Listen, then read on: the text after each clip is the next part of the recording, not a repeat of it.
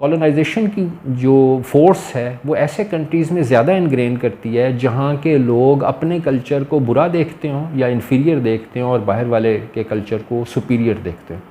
तो अफ़गानिस्तान में जो मेजॉरिटी है which are who are Pakhtun, वो they are the other way around. वो अपने कल्चर में प्राइड फील करते हैं और एलियन कल्चर को वो एक्सेप्ट नहीं करते। तो चुनाचे उनमें जो उनका पख्तून है वो ज़िंदा है और that is why they were able to take over in such a small period of time. और उनका जो कमांड एंड कंट्रोल है वो भी बड़ा अच्छा इंटैक्ट नज़र आ रहा है। तो अपेरेंटली जो डीकॉलोनाइजेशन की जो फोर्स है वो वहाँ पे काफ़ी स्ट्रॉन्ग होगी।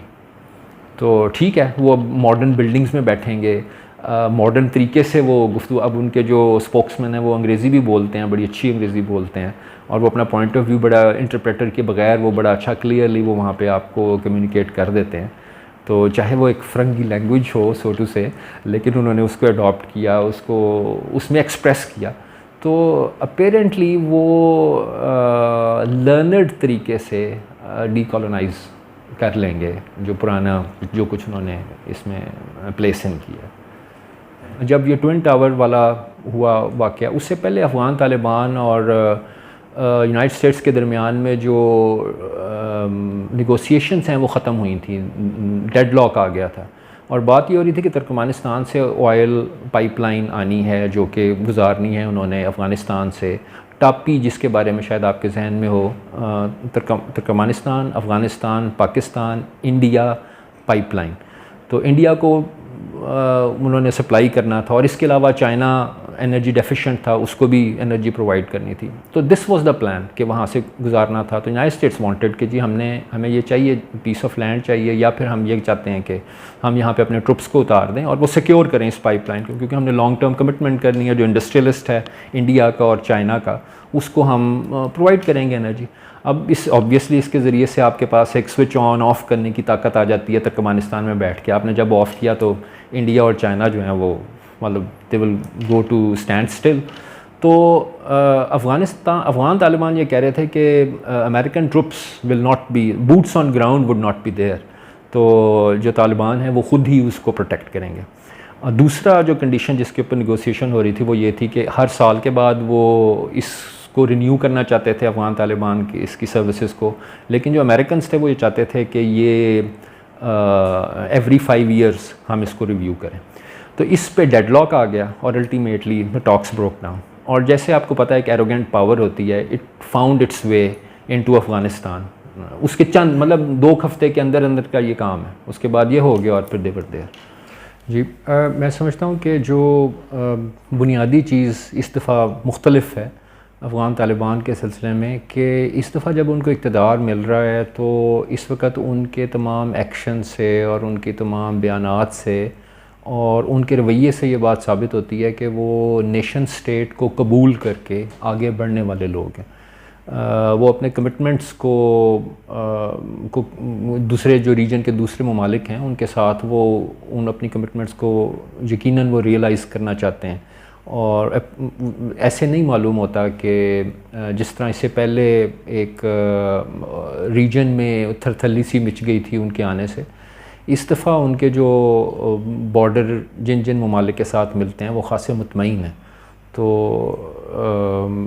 वो अब साबित करेंगे, उनके अपने एक्शन से उनको ये बात साबित करनी है कि वो एक नेशन स्टेट के जो कवानीन हैं, इंटरनेशनल लॉज, उसके मुताबिक वो एक्ट करेंगे, दूसरे ममालिक के साथ जो अपने ताल्लुकात हैं उसी को फॉलो करेंगे। ये सवाल जहनों में उठता था कि आखिर ये क्या वजह है कि अमेरिका जो है उसको यहाँ से अपने अहदाफ वो हासिल नहीं कर सका, और वो क्या अहदाफ थे।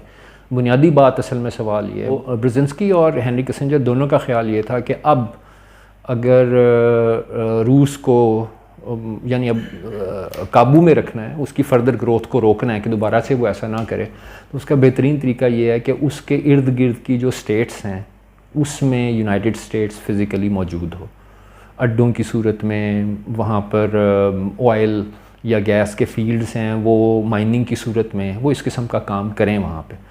तो सिर्फ इसी सूरत से वो रशिया को दोबारा सोवियत यूनियन बनने से रोक सकता है। तो ये एक प्राइमरी रीज़न समझ आती थी अमेरिका के वहाँ आने में। और उसके बाद उसका जो स्पीडी एग्ज़िट है उसका ताल्लुक़ अगर आप जोड़ें अमेरिका की दाखिली सूरत हाल के साथ। ट्रंप ने जब ये बात कही थी ना कि यूनाइटेड स्टेट्स फ़र्स्ट, तो उसकी वजह ये थी कि मतलब आप अगर जो रिचेस्ट स्टेट्स जो हैं वो 700-800 बिलियन डॉलर का आपको टैक्स देते हों और उस पैसे से आपकी स्टेट के ऊपर दोबारा कुछ खर्च ना हो रहा हो, बल्कि वो सारे का सारा पैसा जो है वो एक जंग में लग जाता हो, तो इसका मतलब ये है कि America United States has a major problem.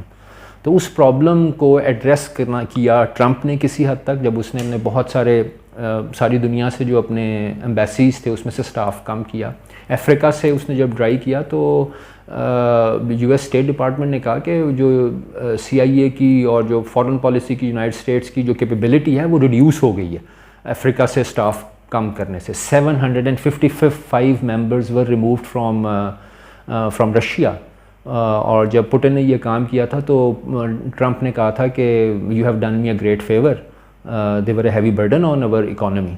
तो मतलब आप ये सोचें कि अब वो कहते हैं जी 1.4 ट्रिलियन डॉलर से लेकर 2 ट्रिलियन डॉलर लग गया है अफ़गानिस्तान की जंग के ऊपर। ये बहुत बुरी तरीके से हिट होती है इंटरनेशनल रिलेशंस के अंदर कि आप 20 साल से एक प्रिमिटिव सोटू से, बारबैरिक सोटू से, अनसिविलाइज्ड सोटू से रीजन के अंदर मौजूद हैं और आप उनको सिविलाइज नहीं कर सके और आप उनको अपने तरीके के मुताबिक ढाल नहीं सके। और विद देयर मतलब व्हाट हार्डवेयर दे हैड, तो यूनाइटेड स्टेट्स तो सुपर पावर, वो ये काम नहीं कर सका 20 साल में। तो यूनाइटेड स्टेट्स ने यूनाइटेड स्टेट्स के अवाम का पैसा इस्तेमाल करना था। उसके लिए उन्होंने एक मॉन्स्टर क्रिएट करना था कि समथिंग इज़ रियली मॉन्स्टरस। तो वो जब ट्विन टावर्स के बाद हुआ तो उन्होंने कहा कि अफ़गानिस्तान में वो मॉन्स्टर बैठा हुआ है। उसके लिए उन्होंने हर तरीके से मीडिया को यूज़ किया ये बताने के लिए कि वो कोई बहुत ही खौफनाक मॉन्स्टर है और उसके लिए हमें मतलब कमिटेड रिसोर्सेज की ज़रूरत है। They will have to commit the resources for a very long period of time. मतलब अलकायदा वहाँ पर कितनी पोटेंट थ्रेट थी, it was not really a huge potent threat, लेकिन अगर आप उसको ग्लैमराइज करेंगे तो लोग समझेंगे कि पता नहीं क्या कितना खौफनाक काम है और how important it is, how sacred it is to put the American sons and daughters in the line of fire. तो अल्टीमेटली उन्होंने ऐसा काम किया। असल में इसका भी जो डिस्कशन है वो बड़ी इंटरेस्टिंग होगी इस एतबार से कि अफ़गानिस्तान से माइनिंग करना या वो सारा काम करना वो एक कहना चाहिए फ्रेंच बेनिफिट कह लें या कॉस्टिंग दी अमेरिकन एस्पिरेशंस है, वो उसकी जो कॉस्ट है वो वहाँ से बियर करना चाहते, बिलिंग जो है वो करना चाहते थे वहाँ से माइनिंग करके। लेकिन असल जो इसके ऑब्जेक्टिव्स थे वो तो ये थे कि वो सेंट्रल एशियन रिपब्लिक्स को मैनेज करना चाहते थे, वहाँ पे सारी एक्टिविटी को कंट्रोल करना चाहते थे। This they were not able to do. Shanghai cooperation council की जब से ने अपना काम स्टार्ट किया उससे चाइना ने अपने रीजन के जिनके साथ उसके बॉर्डर्स मिलते थे उनके साथ एक बड़ा अच्छा रिलेशनशिप डेवलप किया। ग्रेजुअली जो यूनाइटेड स्टेट्स बेसिस थे सेंट्रल एशियन रिपब्लिक के अंदर वो टेररिज्म के ऊपर बेसिकली उज़्बेकिस्तान में फॉर एग्जांपल मौजूद था, तो उसमें उन्होंने कहा कि जी हम आपको बताएंगे कि टेररिज्म के साथ कैसे फ़ाइट करना है, इसलिए हम यहाँ पर बेस बना रहे हैं, आपका बड़ा सीरियस प्रॉब्लम। चाइना और रशिया ने इन कंट्रीज़ को जब इंगेज किया शंघाई कोऑपरेशन काउंसिल के प्लेटफॉर्म से, तो उस वक़्त उन्होंने ये वाली बात कही कि रीजन के जो प्रॉब्लम्स हैं हम रीजन के अंदर हल सॉल्व करेंगे और जो बाहर के लोग हैं उनको हम यहाँ से एलिमिनेट करेंगे gradually. And this is what actually happened. तो United States was unable to find footholds in central Asian republics और सो अफ़गानिस्तान में बहुत देर तक स्टे करने का उनके पास कोई फ़ायदा नहीं होना था। और ये उनकी इकनॉमिक जो अभी आपसे बात हुई कि अगर वो यहाँ पे बिल करता रहता कंसिस्टेंटली, यहाँ से माइनिंग हो रही होती तो फिर भी वो एक्सटेंड कर सकता था for a longer period of time. अगर आप उसको कह लें कि ये कोई वॉर ऑफ नर्व्स किस्म की चीज़ है तो हम इसको ज़्यादा देर तक करेंगे, कर सकता था। लेकिन जब आपको एक फाइनेंशियल क्रंच आ रहा है, मतलब हम ओबामा जब आया था तो उस वक्त $17 ट्रिलियन का इंटरनल डेट था यूनाइटेड स्टेट्स के पास, और अभी आप देखें तो वो इट हैज़ क्रॉस $25 ट्रिलियन, 21 से या $25 ट्रिलियन। थोड़ा सा मैंने काफ़ी अर्सा पहले इसको देखा था। तो United states had their internal problems और उनको यहाँ से इतना बड़ा फाइनेंशियल गेन्स नहीं हो पाए जितने के वो एक्सपेक्ट कर रहे थे। स्पेशली क्योंकि जो गोर्बाचोव था उसने जब वो जाते हुए उसने तुर्कमेनिस्तान के जो गैस ऑयल और गैस फील्ड्स थे कैस्पियन सी से निकालने के लिए, वो उसने यूनाइटेड स्टेट्स की फर्म्स को स्पेसिफिकली अनरकॉन को उसके शेयर्स बेचे थे। तो आइडिया ये था कि वहाँ से इलेक्ट्रिसिटी मतलब ऑयल और गैस पाइपलाइंस की बजाय सीधा सीधा वहाँ पे पावर प्लांट लगाएंगे और वहाँ से जो केबल है वो यहाँ तक लेकर आएंगे और यहाँ पे इलेक्ट्रिसिटी डायरेक्टली आएगी, फिनिश्ड गुड आएगी। तो वो उसको मटीरियलाइज़ नहीं कर सके। उससे वो चाइना और इंडिया जैसी बड़ी इकोनॉमीज़ को वो एनर्जी दे रहे होते और बिल कर रहे होते और कमाई होती बड़ी लंबी चौड़ी। तो it could not be turned into a reality. It remained a dream. Afghan Taliban ने काफ़ी अर्ली, मे बी इन 2011 और 12 शंघाई कोऑपरेशन काउंसिल को इंगेज किया था और इंगेज करने के बाद उन्होंने उनसे कहा था कि हम रीजन में हमारी जो अफ़गान टेरिटरी है वो किसी दूसरे मुल्क के ख़िलाफ़ इस्तेमाल नहीं होगी और जो कुछ अफ़गानिस्तान में है वो एक्सपोर्ट नहीं होगा, आइडियोलॉजिकल लेट्स से फ्रंटियर्स पे वो एक्सपोर्ट नहीं होगा। इस बेस के ऊपर शंघाई कोऑपरेशन काउंसिल से स्पेसिफिकली चाइना से रिक्वेस्ट की गई थी कि हेल्प अस आउट। तो चाइना ने उस वक़्त रशिया को भी इंगेज किया, इंडियन एम्बेसडर को भी बात की, उनके फॉरेन अफेयर्स के सेक्रेटरी को भी के मिनिस्टर से भी बात की गई। लेकिन हुआ ये कि India did not decide to come on board on this issue और उसने अपनी जो अलायंस है वो यूनाइटेड स्टेट्स के साथ जारी रखी। तो उसके बाद के जो ऑपरेशंस थे वो ग्रेजुअल थे और वो जो कुछ अफ़गान तालिबान ने कहा वो चाइना और रशिया दोनों ने उसको अफर्मेटिव एक्सेप्ट किया कि हाँ ये we are going to help you out in that. Afghan Taliban का पुराना रूल भी है, जिस वक्त उनकी दौरे हुक्मरानी थी तो उस वक्त जिस किस्म के हालात थे उसमें इस किस्म के बहुत सारी जो मीडिया सोर्सेज हैं उन्होंने ऐसी इंफॉर्मेशन कोट की जिसमें उनकी समरी ट्रायल का ज़िक्र था। यानी अगर आप प्रोसीजरल जस्टिस में देखें तो आप ठीक है किसी के ख़िलाफ़ कोई है कि इल्ज़ाम है उसके ऊपर तो उसको एक पूरा राइट मिलना चाहिए कि उस प्रोसेस से गुज़रे और जब वो चीज़ें प्रूफ हो जाएं तो फिर उसकी एक जो पेनल्टी है वो।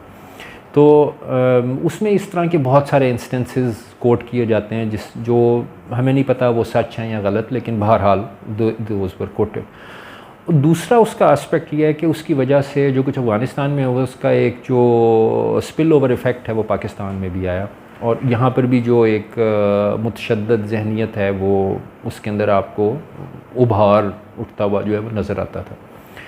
तो इस दफ़ा मेरा ख़्याल है लिबरल्स उस एतबार से उनके जहन में ये वाली बात काफ़ी हैवीली इनग्रेंड है। दूसरी बात यह है कि वो ये समझते हैं कि आखिर अब और क्या करें, यानी नेटो आ गई, यूनाइटेड स्टेट्स आ गया और अफ़गानिस्तान को उन्होंने कर्टेल करना चाहा और उसको क्या रेन इन करना चाहा, वो रेन इन नहीं हुआ सो टू से और वो उसी तरह का है और सो इसलिए वो इस वक्त फ़ियरफुल हैं कि शायद उसका बैकलैश पाकिस्तान के ऊपर भी आएगा।